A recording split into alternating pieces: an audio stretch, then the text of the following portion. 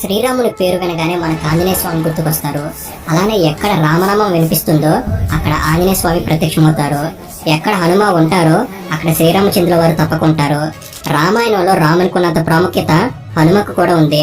రాముడిపై ఉండే ప్రేమకి, భక్తికి, విధేయతకి ప్రాణం పోస్తే ఆ ప్రాణానికి హనుమంతుడే రూపం అవుతాడు. అలాంటి హనుమంతుడిపై రాముడికి ఎనలేని నమ్మకం.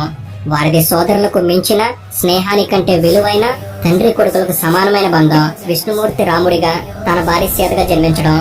ఇలా వీరు జన్మించాక సీతను రావణాసురుడు అపహరించుకుపోగా సీతమ్మ జాడ కోసం శ్రీరాముడు పరితపిస్తున్నప్పుడు శివుడి అంశతో హనుమంతుడు పుట్టి భార్య విషయంలో విష్ణుమూర్తికి ఇచ్చిన మాట ప్రకారం సహకరిస్తాడు. ఇక శివుడు ఇలా వానర రూపంలో ఎందుకు రాముడికి సహాయం చేసేందుకు పుట్టాడు అంటే దీనికి మరో సంఘటన కారణం.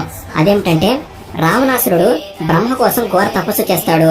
అప్పుడు బ్రహ్మ ప్రత్యక్షమై రావణుడికి ఏ వరం కావాలి అని అడగగా తను కావలసిన వాటిని అడిగి ఇలా రావణుడు ఎన్నో వరాలను పొందుతాడు.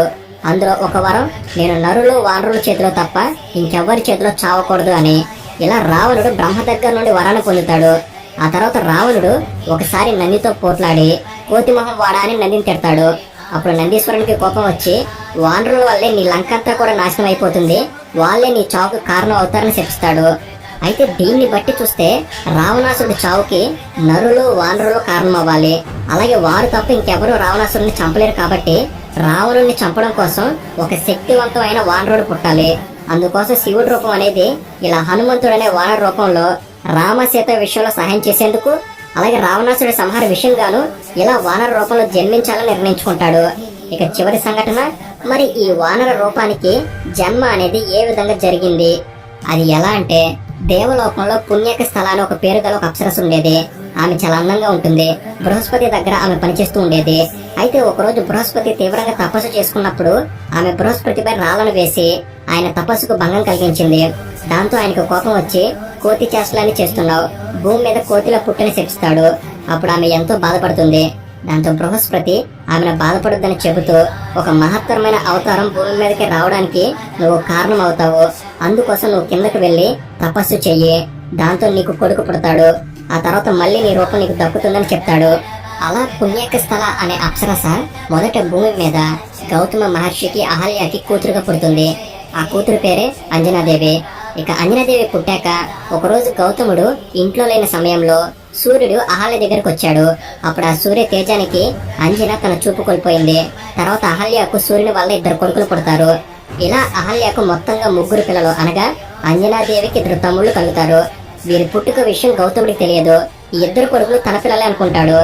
ఇక ఆ తర్వాత ఒకరోజు గౌతముడు తన కొడుకుల్ని ఎత్తుకుని కూతురిని నడిపించుకుని సముద్ర తీరంలో తిరుగుతూ ఉంటే, నీ కూతురు నడిపించి పరుల బిడ్డలను ఎత్తుకుంటావా అని కూతురైన అంజనాదేవి తన తండ్రి గౌతముడితో అంటుంది.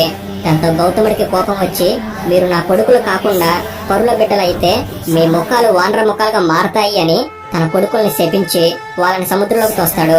దాంతో ఆ పిల్లలు వాలి, సుగ్రీవులు అనే వానరులుగా మారతారు. ఇక ఈ సంఘటన జరిగాక అహల్యకు కోపం వస్తుంది. తన భర్త గౌతముడి దగ్గర తన గుట్టు బయట పెట్టిందనే కోపంతో అహల్య తన కూతురైన అంజనాదేవిని నీకు వానరుడు పుడతానని శపిస్తుంది. ఇక ఆ తర్వాత అంజనాదేవికి కేసరితో పెళ్లి జరుగుతుంది. అయితే కొన్నాళ్ళకి పార్వతి పరమేశ్వరులు విహారం చేయడం కోసం భూలోకానికి వస్తారు. అప్పుడు పార్వతీదేవి కోతులు చెట్లపై ఆడుకోవడం చూసి మనం కూడా అలా ఆడుకుందామని శంకరునితో అంటుంది. దాంతో పార్వతి పరమేశ్వరులు కూడా వానరులాగా మారిపోయి ఆడుకుంటారు. దాంతో పార్వతీదేవి గర్భవతి అవుతుంది. కానీ ఆమె ఆ శక్తిని భరించలేక శివునితో చెప్తుంది. అయితే పార్వతీదేవి శక్తిని భరించలేకపోవడం ఏంటి అంటే ఇక్కడ విషయం అది కాదు, ఆంజనేయ స్వామి పుట్టుక జరగాలి కాబట్టి ఈ లీలంతా జరుగుతుంది. అలా పార్వతీదేవి గర్భాన్ని పరమేశ్వరుడు వాయుదేవుడికి ఇచ్చి అంజనాదేవి గర్భంలో ప్రవేశపెట్టమని చెప్తాడు. అప్పుడు వాయుదేవుడు అంజనాదేవి చెవి నుండి ఆ గర్భాన్ని ఆమెలోకి ప్రవేశపెడతాడు. అలా అంజనాదేవికి ఒక కొడుకు పుడతాడు. అతనే వానరుడైన ఆంజనేయుడు.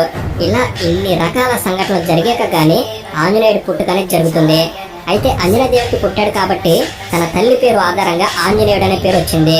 ఇలా చూస్తే ఆంజనేయ స్వామికి భౌతిక తండ్రి కేసరి, వైదికమైన తండ్రి వాయుదేవుడు, పౌరాణికమైన తండ్రి పరమేశ్వరుడు.